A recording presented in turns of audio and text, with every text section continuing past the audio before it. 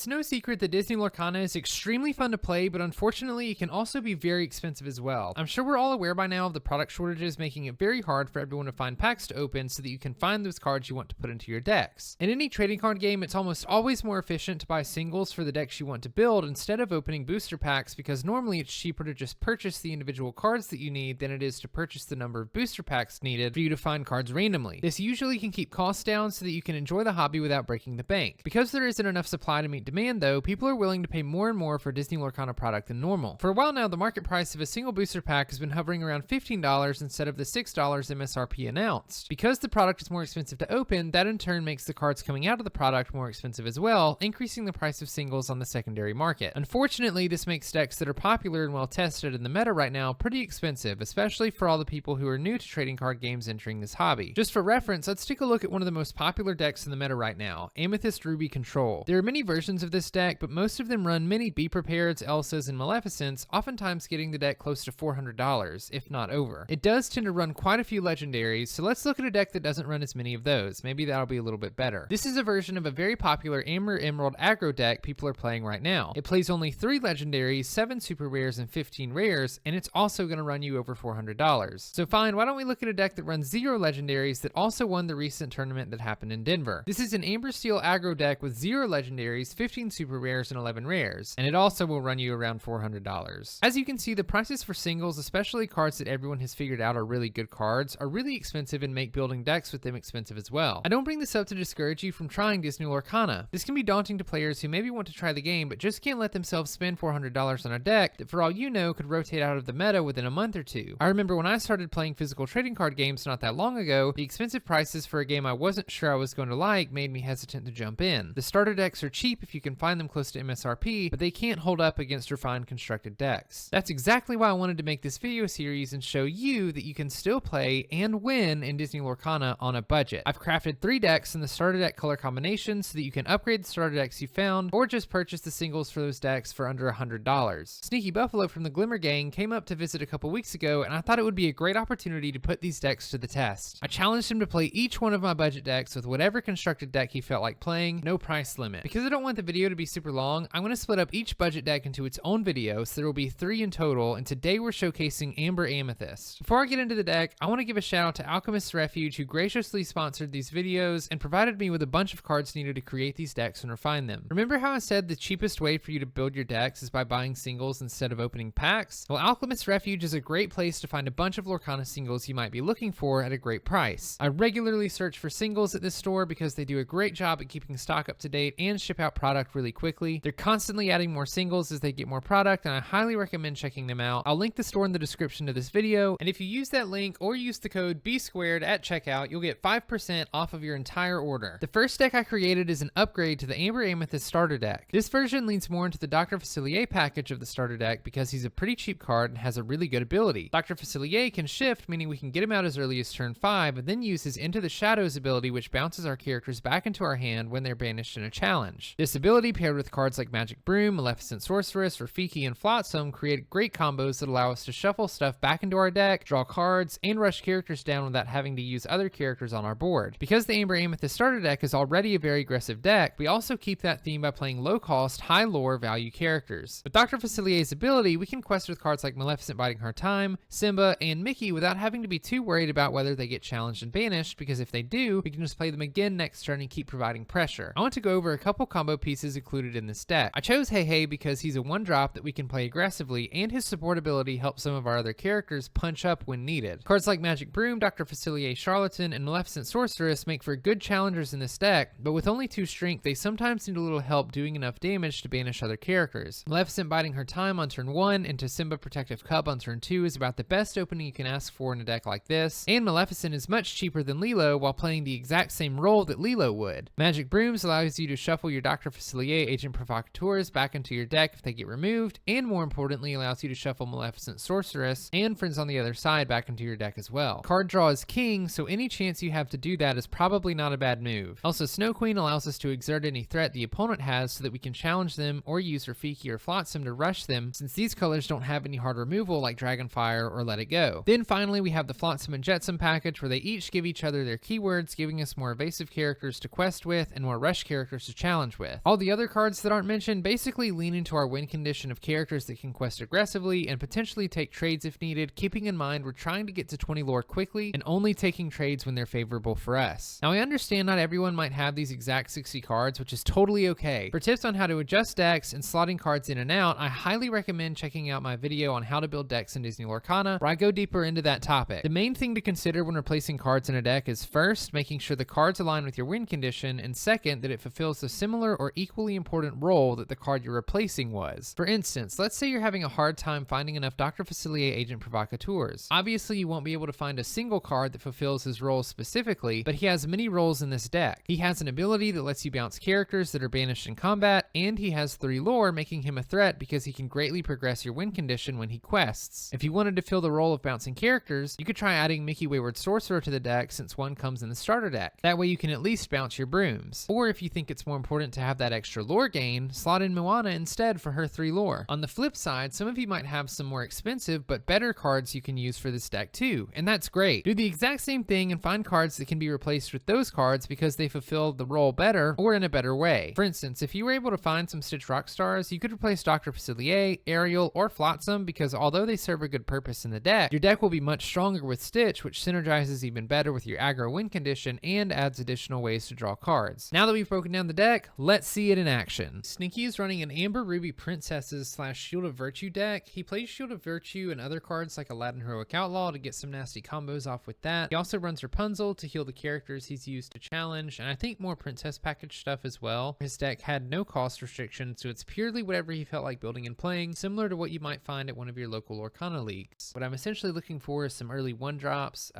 specifically probably the Maleficent into Simba. I want to get rid of some of my later plays because I'm trying to come out really fast, apply a lot of pressure, and try to put Sneaky on the back foot, hopefully getting to 20 lore before he can do much about it. So I'm putting back a Mickey, I think an Ariel, a 3-cost and a 4-cost card.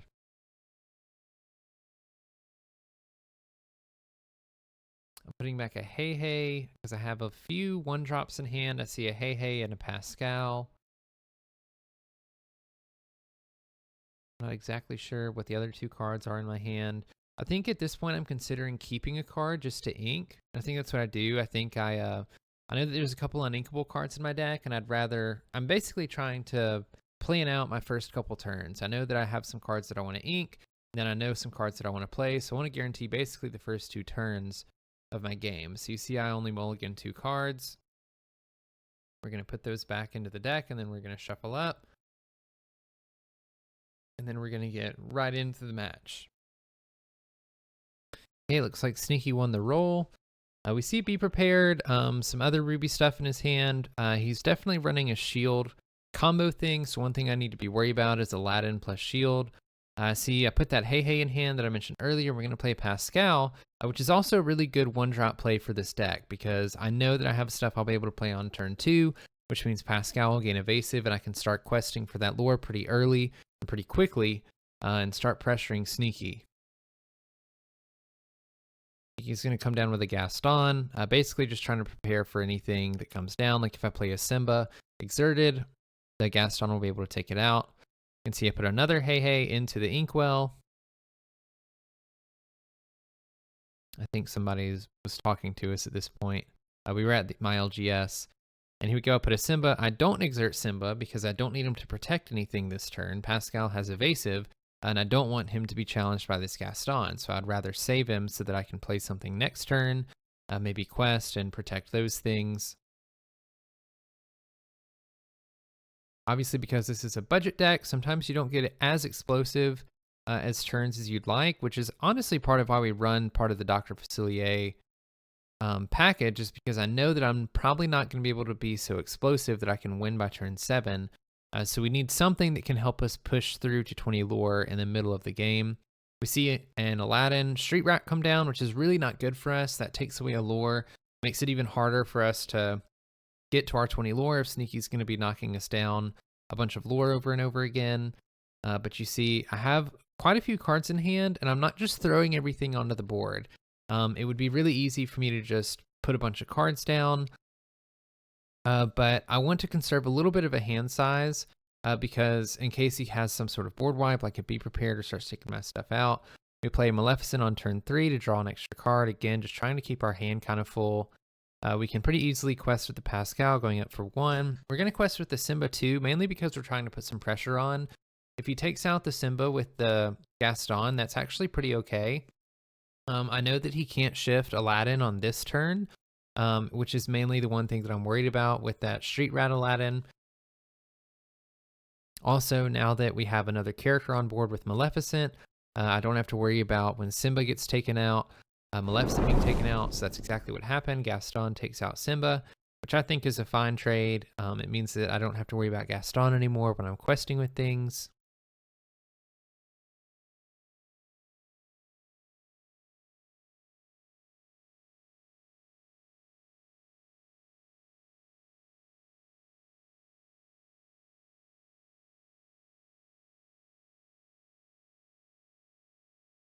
I want to see if I can find some other stuff, so I sing Friends on the other side, just again to fill my hand a little bit. Another card that I can be worried about is You've Forgotten Me on Sneaky Side, which is another reason I want to keep kind of a big hand. That way, if he tries to force me to discard some cards, I have some stuff that I can get rid of. We have a couple of our little bit more expensive cards in hand. I know there's a Dr. Facilier Agent Provocateur in there. But it looks like we're going to go a little bit wide. See, I'm preparing for that Agent Provocateur. I know that next turn I can play 5 ink. Then I can shift onto this Dr. Facilier. After that, I can maybe start making some trades if I want to and start bouncing things. Or if Sneaky starts trading with my stuff, then I can bounce that too. And I think that's part of the reason why I decided to quest with, or decided to exert Maleficent here, knowing that I would be open to an Aladdin play, is mainly because I know that Aladdin would take 3. I might have a Rafiki in hand, but even if I don't, I have a Dr. Facilier that I can put down and at least use to challenge the Aladdin, or I can use it to bounce something if needed. We're going to add a little bit more pressure here and play Maleficent. Which is a little bit risky, knowing that a Aladdin may come down, because then Sneaky could sing Be Prepared if he wanted to. But I still have quite a few cards in hand, so I'm not too upset with a board wipe. But we see the Aladdin come down and take out the Maleficent, so I'll lose 2 lore. Sneaky will gain 2 lore. I think he's doing a great job of continuing to knock me down. I'm not able to, as much as I've been trying to put on pressure, I haven't been able to gain a bunch of lore this game. But we have the Dr. Facilier play if we want to take out this Aladdin. We may be forced to. I don't think I have anything in my hands with Rush that could rush down the Aladdin, and I can't let that sit on board for too long, mainly because obviously I can't let him continue to knock down my board. I have to build a relatively wide board and start questing for a lot. And now that we have Maleficent on board, that's a little bit easier to do with both Maleficent and Pascal. I really don't want to take this Dr. Facilier trade because I don't really get as much of the benefits with Dr. Facilier.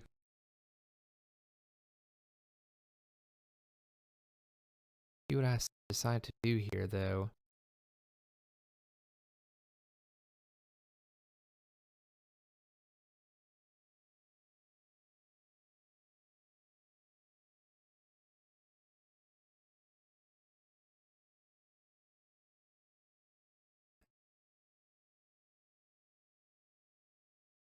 Okay, so it looks like I'm just going to full quest, knowing that Sneaky can knock some of my stuff out, but the problem is Aladdin's already damaged, so if he wants to take multiple things out with his shield and Aladdin, like let's say he wants to take out the Maleficent, I know that I'm not actually losing the Maleficent. The Maleficent's just bouncing back to hand, because if he challenges Dr. Facilier first, Aladdin will be banished. That was a little bit of a risky play, because you could see something like a Rapunzel come down and heal the Aladdin, and then he'd be able to take out Dr. Facilier. See that before. Okay, but he may not be able to challenge again if he did that as well. So he does take out the Maleficent, which gets bounced back to hand. I lose 2 lore, he gains 2 lore. He uses his shield, and he's going to challenge him for the Dr. Facilier.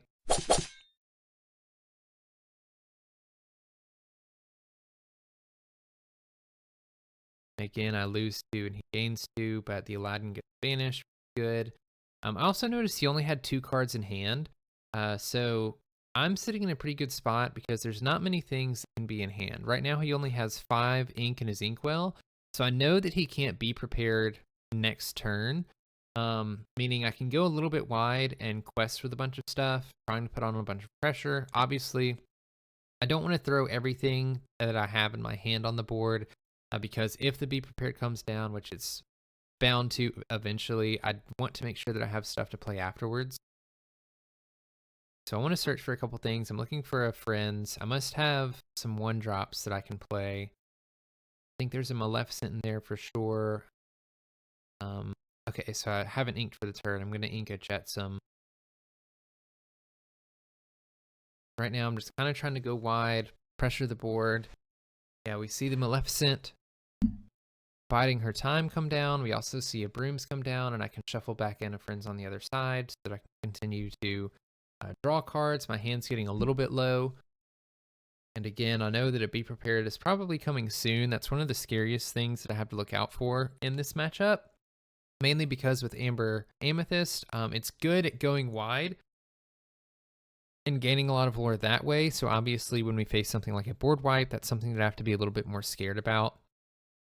Because if I don't have many things in my hand and I can't continue to draw cards, then I lose steam and Sneaky will be able to take the game.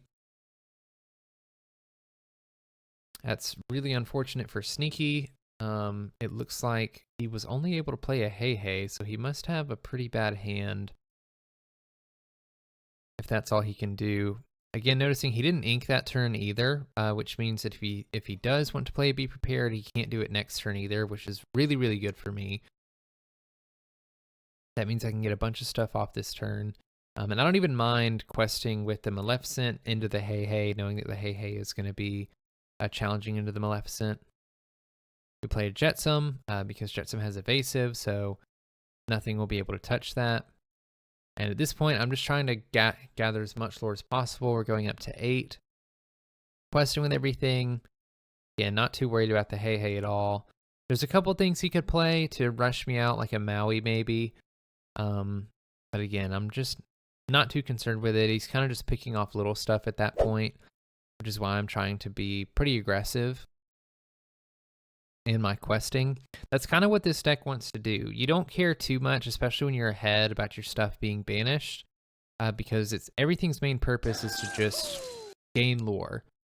So you play something, it gets you some lore, you get closer to 20, and then your opponent's spending all of their time challenging things and not actually questing, being able to win the game. This is another reason Jetsam's really good. We have Pascal and Jetsam being evasive, so Maui can't actually touch them, and neither can Hey Hey. So they'll be able to quest as long as a Be Prepared doesn't come down. We go ahead and play the Rafiki to get the Maui out of the way. I don't want him to get any extra challenges off with it. I want to be able to play some stuff and quest with it. So we're going to play another Hey Hey. And just full out quest with everything. Getting to 10. Feeling okay at this point. It's taking me a little bit longer to get to 20 than I'd like. But going halfway, we're good. I'm not continuing to play anything else because, again, I should have paid more attention to his inkwell, knowing that I'd be pretty safe against something like a Be Prepared. But I don't want to play into it. I don't want to flood the board and then give him a turn or two to ink stuff for the Be Prepared. I kind of want to put just enough pressure on the board to make him scared, but not enough for him to feel like he has to commit to anything.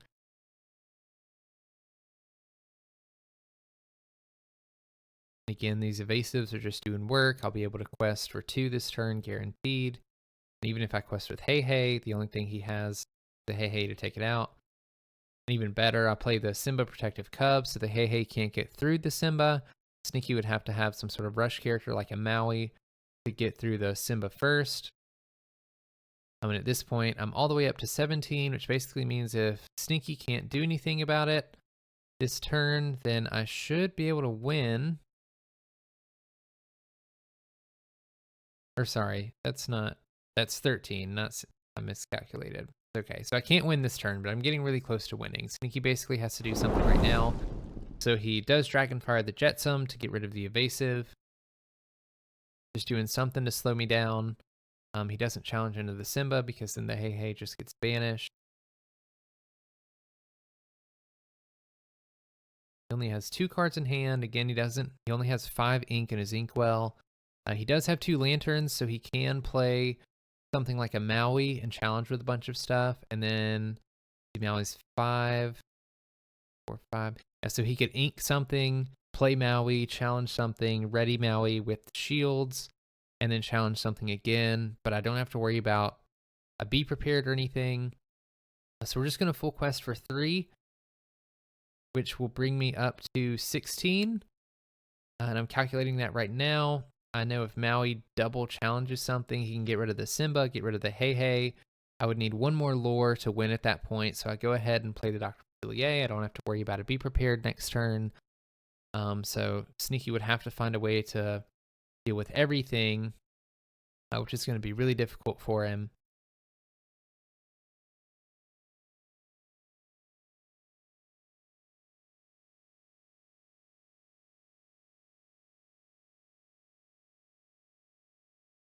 Does ink a card. Dragonfires the Mickey, taking 2 lore away from me on next turn.